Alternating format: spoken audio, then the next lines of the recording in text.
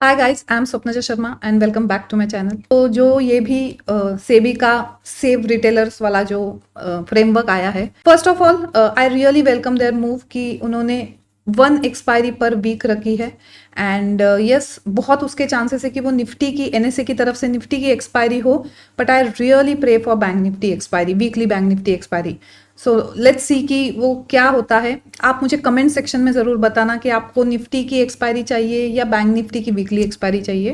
What would you prefer? Second, उन्होंने जो एक एंट्री बैरियर लगाने की कोशिश करी है by increasing the lot size, minimum lot size, तो ये जो मूव है थोड़ी सी काइंड ऑफ मुझे बचकाना लगती है।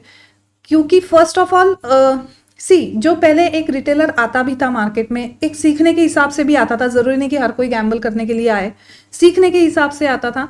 वो एक छोटा अमाउंट लेके आता था, देखता था कि किस तरह से हिसाब से वो कर पाता है मार्केट में, एक उसको मार्केट का फील आता था। अब यही रिटेलर एक बड़ा अमाउंट लेके आएगा, हो सकता है उसके लिए वो लोन भी ले और मार्केट में आए। And as we all know, market first इसमें किसी को नहीं सिखाता है, it takes years of experience to learn कि how to become a trader. So ये थोड़ा सा मुझे ऐसा नहीं लग रहा है कि इनके इस पर्टिकुलर मूव से रिटेल सेव हो जाएगा। इनफैक्ट जिनके पास फिर भी कम ही पैसा रहेगा वो डब्बा ट्रेडिंग के और बहुत ज्यादा चले जाएंगे। This is what I think. What do you think? Do let me know in the comment section. तीसरा, जो स्पाइक, लोग बाग बोल रहे हैं कि स्पाइक अब नहीं आएंगे मार्केट में क्योंकि एक ही वीकली एक्सपायरी होगी। तो स्पाइक तो रिटेल ट्रेडर से वैसे भी नहीं आता था, वो तो जेन स्ट्रीट से आता था। मैनिपुलेशन तो वही रहेगा, स्पाइक्स आते रहेंगे, नो मैटर कि वो वीकली एक्सपायरी है या मंथली एक्सपायरी है। सो फ्रैंकली बहुत कोई ज्यादा उन्होंने रिटेलर्स के लिए सोचा है ऐसा फिलहाल तो नहीं लग रहा है। जहां तक वॉल्यूम की बात है, आई डोंट थिंक कोई वॉल्यूम में फर्क आएगा ट्रेडिंग के वॉल्यूम में, क्योंकि उन्होंने लॉट साइज बढ़ाई है। इस पर्टिकुलर मूव से जो एक्चुअल फर्क पड़ेगा वो ब्रोकर्स को पड़ेगा, राइट? क्योंकि काफी सारे ब्रोकर्स के उन्होंने वो ब्रैकेट्स हटा दिए हैं, तो इवेंचुअली ये सारे ब्रोकर्स ट्रेडर से ही अपना पैसा लेंगे। जो एक ब्रोकरेज पहले थोड़ी सी सस्ती थी, अब वो बढ़ा दी जाएगी। So eventually end of the day traders ही पिसा जाएगा इसमें। इस पर्टिकुलर न्यूज का मार्केट पे क्या इम्पैक्ट पड़ेगा? अगेन आई डोंट थिंक कि बहुत ज्यादा इम्पैक्ट पड़ेगा। फिलहाल के लिए ग्लोबल न्यूज ही काफी है मार्केट को इम्पैक्ट करने के लिए।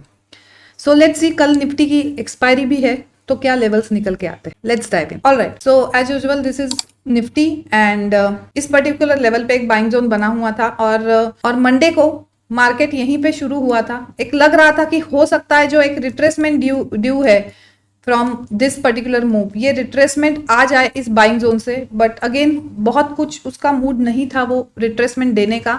एंड इवेंचुअली वो इस बाइंग जोन को ब्रीच करके नीचे ट्रेड करने लगा था।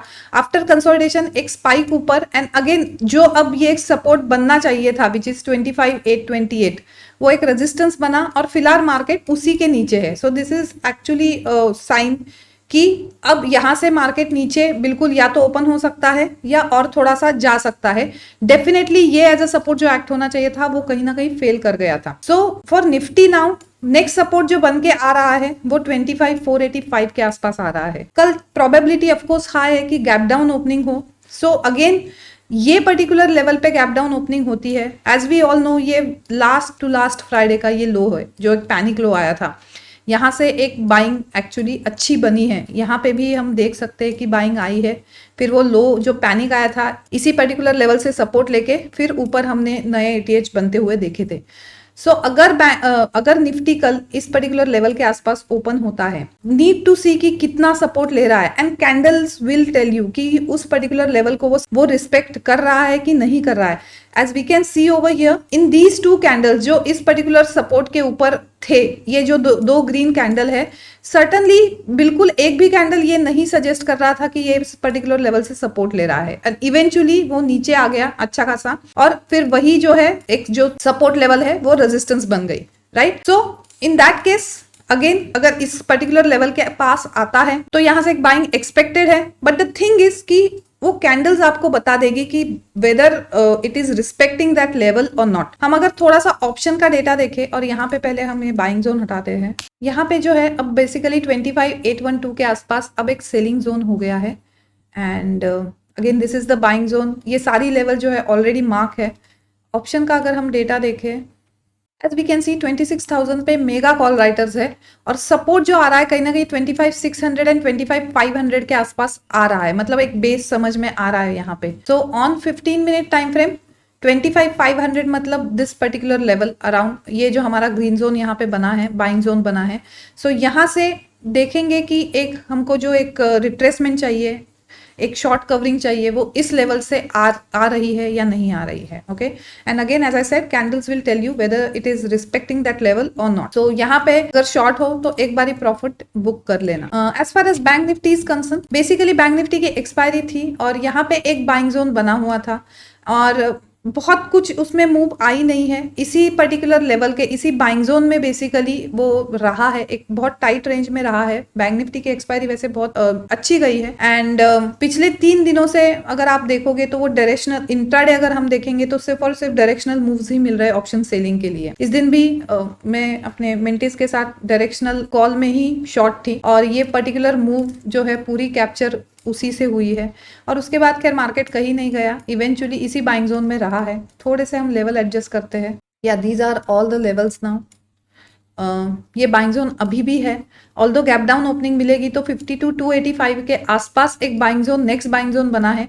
सो again we need to see कि यहाँ पे वो रिस्पेक्ट कर रहा है कि नहीं, और जिस हिसाब से एक रिट्रेसमेंट आनी चाहिए, हो सकता है इस लेवल से वो आ जाए, एक शॉर्ट कवरिंग वहाँ पे आ जाए, प्रॉफिट बुकिंग आ जाए। ओके, सो थोड़ा सा इस लेवल पे कॉशियस रहना एंड अगेन इस लेवल के नीचे काम करना शुरू कर दिया तो बाकी सारी ये जो है लेवल्स वो सारी काम आएंगी। तो ये सारी लेवल जो है वो मेंशन है, but again as I said chances are high कि यहाँ से एक यूटर्न आ जाए जो बहुत एक्सपेक्टेड है। और हो सकता है अगर कल की मैसिव गैप डाउन अगर हमको देखने को मिली तो कहीं ना कहीं गैप फिलअप के लिए वो ऊपर आएगा, प्रॉफिट बुकिंग वहां पे होनी चाहिए। So if you are short, book at least half of your profit at the opening. So that's it from my side and thanks a lot to all those viewers जो actually comment करते हैं and like करते हैं, इससे really एक motivation मिलता है। And do let me know in the comment section आपको सेबी के इस नए फ्रेमवर्क का कितना लॉजिक समझ में आया और कितना आपको सही लग रहा है या गलत लग रहा है। Okay, I'll wait for your comment.